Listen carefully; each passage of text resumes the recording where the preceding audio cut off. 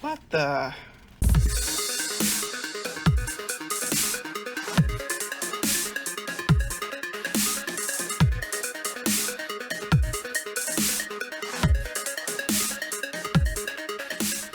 Hi guys, this is Frankie for the Pixel Slayers, and today I'm going to be talking about potentially one of the worst controllers ever made.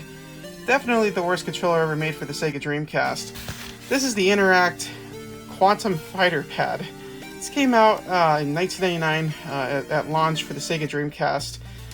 It was actually the same price as the Dreamcast controller, so even though it was a generic rip-off of the Dreamcast controller, it cost the same amount of money.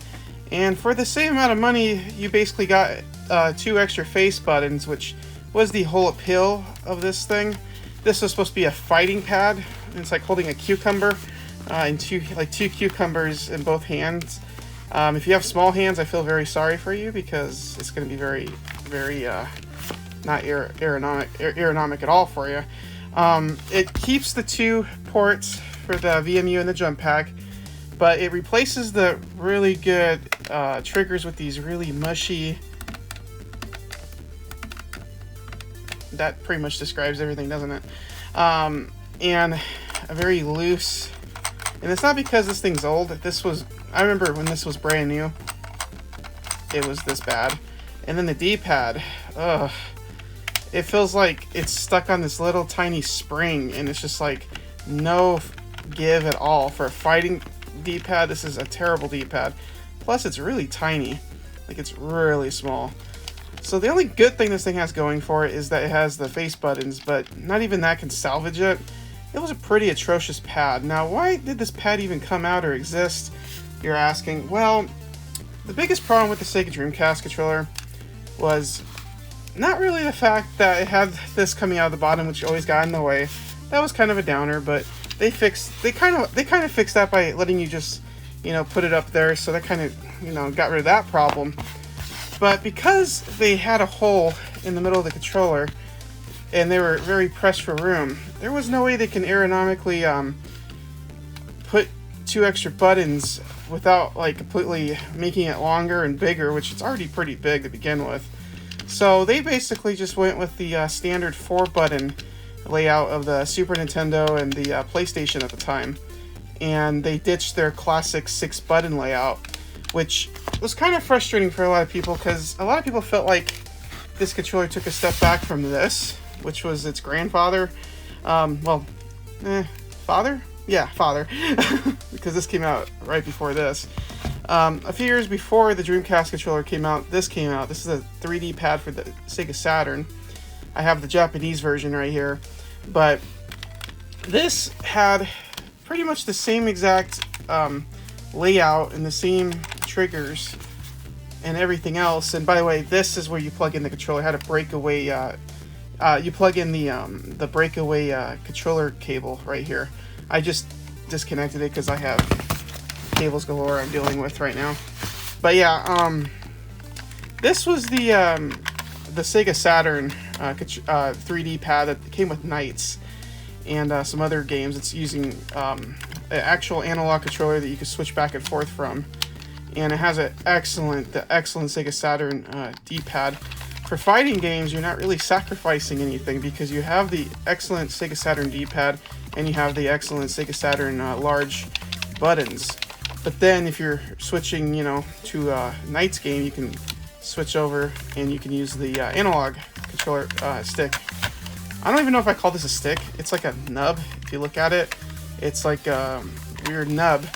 So overall, I would argue that this is a better controller than the Dreamcast controller, with the exception of this. This is far superior. And honestly, this just feels overall better in the hands. I feel like this was the evolution of this, but it really bothered me at the time that they didn't stick with this style D-pad and this layout. I kind of felt like the D-pad was not as good as the Saturn's, and I kind of miss having those extra 2 buttons, especially when I was playing Soul Calibur. So basically, because there's a lot of disappointed Sega fans, InterAct thought they could fill the void with this thing, but this thing is nothing compared to this thing. Yeah, this was probably one of the worst third-party controllers. The only other controller that I would say was probably worse than this controller was the Performance AstroPad, which I also had. It basically was like this huge monstrosity. I don't actually have one, mostly because they broke. It's hard to find a used one that still works these days. These things are very shoddily made. But yeah, this Mad Catz later on came out with a pretty accurate controller that looks similar to this, but had the extra 2 buttons. It actually had more of a wider stance. It was like for bigger hands and had extra 2 buttons. And that was pretty good, but the buttons weren't completely aligned straight. They were a little bit lower, the L and the R buttons, and also the quality wasn't there. So even to this day, even with the new fighting pads that are coming out from like Retro Fighters, I still prefer the original Dreamcast controller. The Retro Fighters pad that just came out, I kind of feel like they missed an opportunity to add those extra 2 buttons. I mean, you're calling yourself a fighter pad, it should have 6 face buttons in my opinion. But yeah. Yeah, so I just kind of wanted to, I came across this after several years, and I just really wanted to show this to you guys. I know a lot of people probably forgot this thing existed for good reason.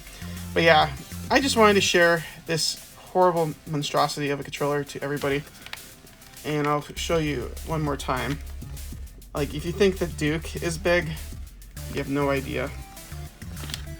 Honestly, it is kind of very similar to the Duke, the original Xbox controller, as far as how it feels in the hands, but even that feels more solid than this thing. So yeah, this is the InterAct Quantum FighterPad, and if you can find one that still works, good luck. Yeah, it's a controller, not a very good controller. I would say, maybe just stick with the Dreamcast pad, or maybe look for the Mad Catz pad, or maybe Retro Fighters will make a 6-button one. Hopefully, that's what I'm really hoping for. Anyways, this has been kind of a weird, ranty video, so I'm gonna go ahead and just leave it here. So if you have any comments or thoughts, or maybe if you actually own one of these, hey, maybe you liked it, let us know in the comments, and thanks for watching. Bye.